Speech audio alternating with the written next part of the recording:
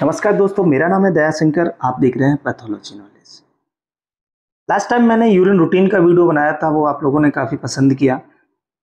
तो आज मैं उसी सेम पेशेंट का यूरिन कल्चर का जो वीडियो है वो लेके आया हूँ। उसकी सेम पेशेंट की कल्चर की रिपोर्ट का इंटरप्रिटेशन करने वाला हूँ। तो इस पेशेंट की एज थी वो 40 ईयर्स थी, फीमेल था, पेशेंट फीमेल थी। तो आज मैं इसकी कल्चर की रिपोर्ट का इंटरप्रिटेशन करूंगा। लास्ट टाइम इसके यूरिन रूटीन में भी इन्फेक्शन आया था। जिन लोगों ने वो वीडियो नहीं देखा वो वीडियो देख लीजिएगा। उसमें मैंने बहुत ही अच्छे से एवरी पैरामीटर को आपको समझाया है।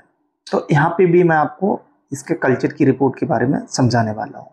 बेसिकली लोगों को पता नहीं होता, कल्चर तो करा लेते, उनको पता नहीं होता इसमें से कौन सी मेडिसिन लेनी है। तो हम आपको बताएंगे कि इसमें से कौन सी मेडिसिन बेस्ट रहती है, कैसे आप जान सकते हैं। तो सबसे पहले हम देखते हैं कि ये कल्चर क्या है। नेचर ऑफ सैंपल अगर इसमें देखेंगे तो ये आपका यूरिन है और जो रिपोर्ट है ये पेशेंट की फाइनल रिपोर्ट है। वहीं अगर हम कॉलोनी काउंट की बात करें तो यहाँ पे 10 की पावर 5 CFU ml में ये दिया हुआ है। ये बेसिकली जो है कल्चर जब लगता है उसके बाद कल्चर पॉजिटिव आता है तो उसकी जो बैक्टीरिया की कॉलोनी काउंट की जाती है, जिसमें एक कॉलोनी 1000 CFU के इक्वल होती है। यहाँ पे आप देखेंगे तो इसमें अगर ऑर्गेनिज्म की बात करें कि कौन सा बैक्टीरिया ग्रो किया है तो इसमें इकोलाई बैक्टीरिया ग्रो किया है। ये बहुत ही कॉमन बैक्टीरिया है। 70 से 85% यही बैक्टीरिया बेसिकली ज़्यादातर यूटीआई के केस में ग्रोथ करता है। तो इस पेशेंट को इकोलाई ग्रोथ किया है तो इसको यूटीआई इन्फेक्शन के चांसेस हैं। मैंने आपको उसी रिपोर्ट में बता दिया था, जब कल्चर की रिपोर्ट नहीं आई थी तभी मैंने यूरिन रूटीन की रिपोर्ट देख के आपको बता दिया था कि इसका कल्चर पॉजिटिव आएगा।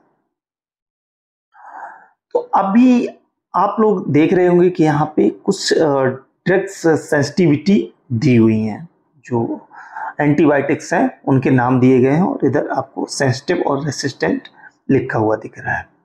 तो इसको हम एक्सप्लेन करने से पहले हम बात कर लेते हैं पहले कि कल्चर क्या क्या प्रोसीजर होता है, कैसे लगाया जाता है। बेसिकली जब आप यूरिन का जो कल्चर सैंपल देते हैं, कल्चर सैंपल देने से पहले सबसे पहले ध्यान रखिए कुछ चीज़ों का।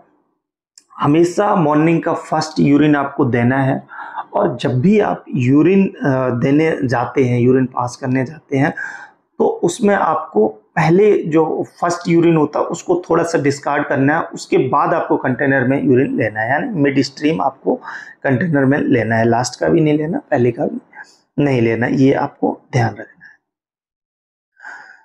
दूसरा क्या होता है, जब ये आप कल्चर के लिए भेजते हैं तो कल्चर के लिए क्या होता है कि कैलिब्रेटेड लूप होती है, उससे एक छोटा सा पार्ट यूरिन का लिया जाता है और उसको जो पेट्री प्लेट होती है उसमें स्क्रेटिंग करके, जिसमें ऑलरेडी मीडिया होता है, अगार होता है, उसमें स्क्रेटिंग करके और उसको इंक्यूबेशन में रखा जाता है। 18 से 24 घंटे के लिए इंक्यूबेशन में रखा जाता है। उसके बाद उसमें बैक्टीरिया ग्रो करता है। अगर बैक्टीरिया ग्रो करता है तो बैक्टीरिया को बेसिकली देखा जाता है और उसको आइडेंटिफाई किया जाता है, या तो स्टैन करके या फिर उसके जो स्ट्रक्चर है उसको देख के उसको जो है आइडेंटिफाई करते हैं। देन उसका AST लगाते हैं, एंटीबायोटिक सेंसिटिविटी टेस्ट उसका लगाया जाता है। वो भी आपका 16 से 18 घंटे के लिए जो एंटीबायोटिक सेंसिटिविटी टेस्ट होता है वो लगाया जाता है। उसके बाद निकल के आती है ये जो आप यहाँ पे एंटीबायोटिक्स की जो सेंसिटिविटी देख रहे हैं, जो वो फिर निकल के आता है कि कौन सी एंटीबायोटिक सेंसिटिव है, कौन सी रेसिस्टेंट है। और इसमें थर्ड एक और होती है, जो इसमें कोई एंटीबायोटिक ऐसा नहीं आया, इंटरमीडिएट। तो कौन सी इंटरमीडिएट है, तो ये एंटीबायोटिक्स इसमें देखे जाते हैं। यहाँ पे आप देखेंगे तो इसमें सेफोपेप्राजोन है, सल्वेक्टम जो फर्स्ट नंबर पे है। इसका बेसिकली आप देखेंगे कि ये भी सेंसिटिव है और दूसरा टेट्रासाइलिन है, ये भी सेंसिटिव है। तो इसमें आप यहाँ तक देखेंगे कि ये सारी मेडिसिन सेंसिटिव हैं, ये सब। नीचे आप देखेंगे कुछ कॉमन मेडिसिन हैं जो मोस्टली डॉक्टर चलाते हैं, जैसे लीवोफ्लॉक्सासिन है, ये रेसिस्टेंट है। नॉरफ्लॉक्सासिन है, सबसे कॉमन मेडिसिन है यूटीआई के लिए, ये भी रेसिस्टेंट है। फ्लॉक्सासिन है, एम्पेसिलिन है और एमॉक्सिलिन है, ये भी जो एमॉक्सिलिन सीबी होती है, ये भी जो है रेसिस्टेंट है। अब समझते हैं कि रेसिस्टेंट क्या होता है और सेंसिटिव क्या होता है। देखिए, रेसिस्टेंट वो मेडिसिन होती हैं जो बेसिकली काम नहीं कर रही उस बैक्टीरिया पे, बैक्टीरिया उनके अगेंस्ट रेसिस्टेंट हो गया कि उससे उसको कोई फर्क नहीं पड़ता है कि आप वो मेडिसिन कितनी भी ले लीजिए, बैक्टीरिया पे उसका कोई असर नहीं पड़ने वाला, यानी बैक्टीरिया खत्म नहीं होने वाला। सेंसिटिव मेडिसिन की बात करें अगर, तो सेंसिटिव मेडिसिन वो मेडिसिन होती हैं जो बैक्टीरिया पे काम वर्क करती हैं, जो बैक्टीरिया को खत्म करती हैं। तो बेसिकली जब इन्फेक्शन होता है तो मोस्टली जो है सेंसिटिव मेडिसिन ही दी जाती हैं। मोस्टली मैं इसलिए बोल रहा हूँ कि कुछ केसेस में डॉक्टर ना इंटरमीडिएट देते हैं, लेकिन वो बेसिकली गलत होता है। इंटरमीडिएट का मतलब होता है कि वो जो एंटीबायोटिक्स हैं वो बेसिकली ना ही ज़्यादा अच्छा काम करेंगे और ना ही पूरी तरह से फेल होंगे। वो बीच के एंटीबायोटिक्स होते हैं, उनका डोज आपको बढ़ा के देना पड़ता है, तब वो थोड़ा बहुत काम करते हैं। कुछ डॉक्टर अपनी विजिट्स बढ़ाने के लिए इंटरमीडिएट्स जो ड्रग्स होती हैं वो चला देते हैं और फिर लास्ट में जाके वो सेंसिटिव मेडिसिन आपको दे देते हैं, जिससे आपको लास्ट में आप ठीक हो जाते हैं। तो आप इन चीज़ों का ध्यान रखिएगा। जब भी आप कल्चर टेस्ट कराएं तो आप ध्यान रखिए कि आपके डॉक्टर सेंसिटिव मेडिसिन दे रहे हैं नहीं दे रहे हैं।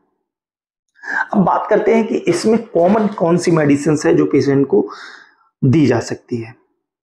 देखिए, यहाँ पे आप देखेंगे तो यहाँ पे इस पेशेंट की जो सेफ्ट्रियाजोन है ये सेंसिटिव आई है, ये आप देख सकते हैं, दे सकते हैं, ये कॉमन है। दूसरा नाइट्रोफ्यूरेंटाइन दे सकते हैं, कॉमन मेडिसिन है ये। बेसिकली डॉक्टर कई बार प्रेगनेंसी के केस में भी यूटीआई में चलाते हैं, ये बहुत सेफ मेडिसिन मानी जाती है, तो ये चला सकते हैं, इससे आराम मिल जाएगा।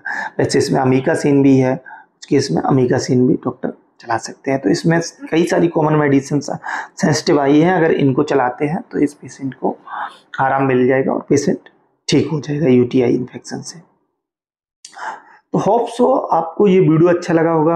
अगर वीडियो अच्छा लगा है तो वीडियो को लाइक कर दीजिए और ऐसे ही महत्वपूर्ण वीडियो देखने के लिए हमारे चैनल को सब्सक्राइब कर लीजिए। और आप में से किसी को भी अगर कोई अपनी रिपोर्ट इंटरप्रिटेशन चाहिए, कोई रिपोर्ट आपको समझनी है, तो आप हमें भेज सकते हैं। उसके लिए आप हमें कमेंट कर दीजिएगा, मैं आपको कांटेक्ट कर लूँगा, तो आप उस पर भेज दीजिएगा। या तो मैंने अपनी ईमेल आईडी दे रखी है, आप इस मेल पे अपनी रिपोर्ट सेंड कर दीजिएगा और मैं आपको गाइड कर दूंगा कि आपकी रिपोर्ट में क्या आया हुआ है। Thank you for watching, have a nice day, bye bye.